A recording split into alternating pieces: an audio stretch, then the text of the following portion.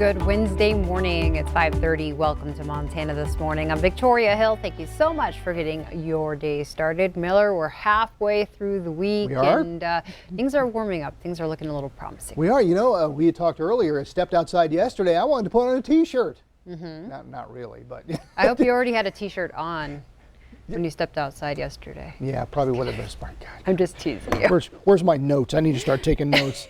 Yeah, you know what? But it is warming up. Now we will have a little bit of a blip this morning or tomorrow morning, folks. We do have another blast of air that's going to come in, so we're not going to see these temperatures when we wake up tomorrow. But that won't last long as we'll get back on that warming trend. Right now we're sitting at 16 in Billings, Roundup at 13. Down in Graybull we clock in at 17, 10 in Miles City, and Broadus at 11. Now we do have some patchy fog that we're going to be dealing with this morning here in Yellowstone County. We've got visibility down to about 3 miles here in Billings, down to 5 miles in Sheridan, down to 9 miles in Glendive. So just could see some of that patchy fog and the possibility of some light snow this morning as well. We can see it just south of Billings. As I was coming in this morning, just a flurry or two popping up down in Red Lodge, down in Carbon County, into Bighorn County, over into Rosebud as well. So, and that should taper off as we go along today, but we're still going to hold on to the possibility of seeing some light snow. Less than half an inch is what we're looking at for the most part. Highs today getting back into the 20s. We'll try to get back into the 30s above freezing by Friday. And then as we get into the weekend, that's when those winds will start to pick up. Now we'll see some strong winds starting tomorrow night along Livingston into the Nye area, 50 to 60 miles an hour. Not for us. That will come in as we get into the weekend, and we'll take a look at that coming up with our main forecast. All right. Now we can count on those weekend winds. Oh, yeah. Thank you so much, Miller. Okay. Our top story this morning, President Joe Biden says every American who wants a COVID-19 vaccine will be able to get one by the end of July. However, governors across the nation continue to sound the alarm about vaccine supply. The government is warning treacherous winter weather will likely delay shipments and deliveries of the shots. COVID-19 has killed more than 486,000 Americans, and new modeling predicts the death toll will hit 500,000 before the end of February. The new COVID relief bill making its way through Congress right now could help the U.S. control the spread of virus variants. Within the proposal is almost $2 billion for genomic sequencing. It's the tracking of the genetic makeup of the coronavirus and can help scientists identify when a mutation arises and how it spreads. The proposal calls for the CDC to organize a national network to use the technology and guide public health officials accordingly. Here in Billings, day 2 of the mass vaccination clinic at Metro Park kicks off at 8 o'clock this morning. Yesterday, the first group of more than 2,200 people signed up to get a vaccine lined up outside of Cedar Hall.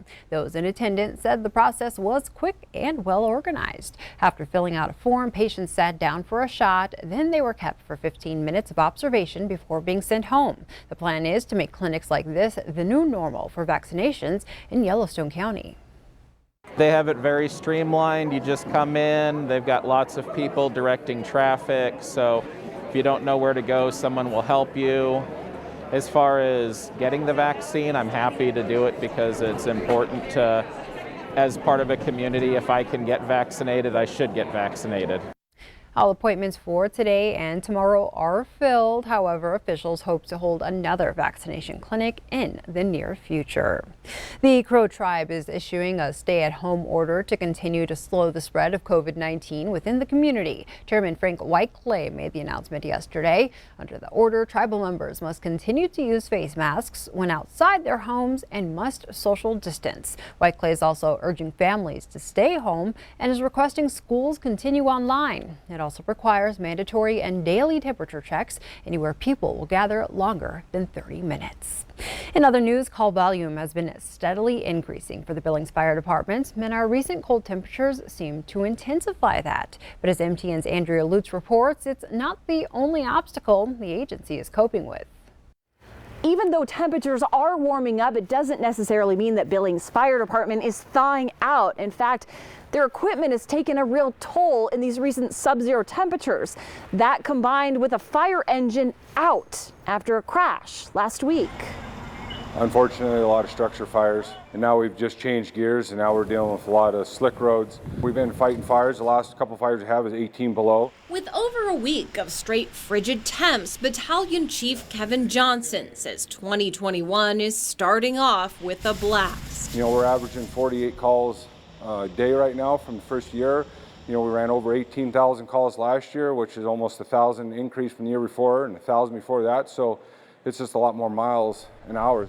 And wear and tear. Gaskets get torn, air packs get really beat up because they're full of ice and they're thawing. Trucks and crews are running constantly to calls, giving little time to rest and recoup. Trucks are always being chained up. It's rough on the suspension, and occasionally we do get those cables break. They're running 24 hours a day. They never get to come back and warm up. And the recent crash of a fire truck doesn't help after it tipped on icy conditions while heading to a crash. We don't have a reserve pumper right now. Thankfully, nobody was hurt. And thankfully, Johnson says the apparatus was up for replacement in a few years anyway. And he says scheduled maintenance will now have to wait. Currently, we have 2 trucks down at Fleet right now, and there is some preventative maintenance that maybe won't happen now because we can't afford to take it offline. And so that does catch up with you in the end. And just when you thought a slight rise in our temperatures would smooth it all out. To be honest with you, it's probably going to get busier. With a whole new set of emergencies. Unfortunately, a lot of pipes, a lot of sprinkler systems froze, and you don't even know they're leaking. The roads weren't as slick as they once were. You almost felt like they were a little bit grippy. Now we've got layer after layer of ice. We had a little bit of new snow this morning. In Billings, Andrea LUTZ, MTN News. Last year, the agency answered over 18,000 calls for help, and it's on track to reach beyond that number for 2021. The department is looking ahead to replace a few fire trucks in the coming years.